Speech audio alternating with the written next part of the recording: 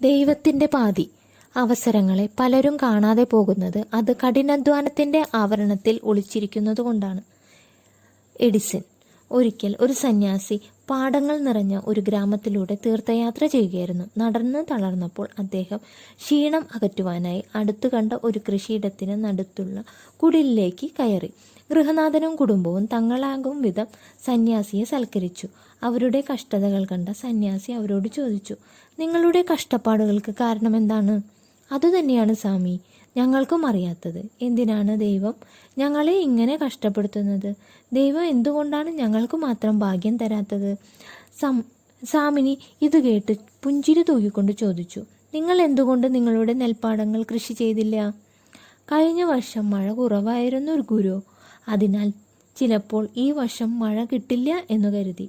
എന്നാൽ ചീനി കൃഷി നടത്താമായിരുന്നില്ലേ? അതിന് കുറച്ചു മഴ മതിയായിരുന്നല്ലോ.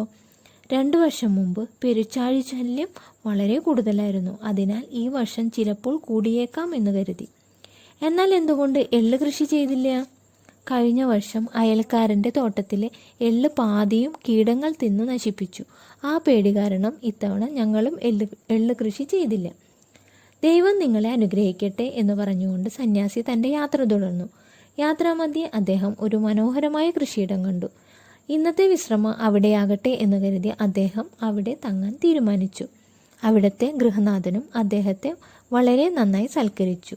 വിശ്രമത്തിന് ശേഷം യാത്രയ്ക്കൊരുങ്ങിയ സന്യാസി ഗൃഹനാഥന് അനുഗ്രഹം നൽകിക്കൊണ്ട് പറഞ്ഞു, ദൈവം നിങ്ങളെ വളരെയധികം അനുഗ്രഹിച്ചിരിക്കുന്നു. നിങ്ങൾ ഭാഗ്യവാനാണ്.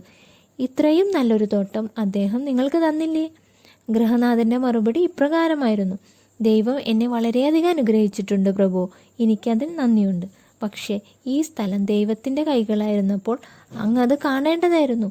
ഒന്നിനും കൊള്ളാത്ത തരിശു ഭൂമിയായിരുന്നു.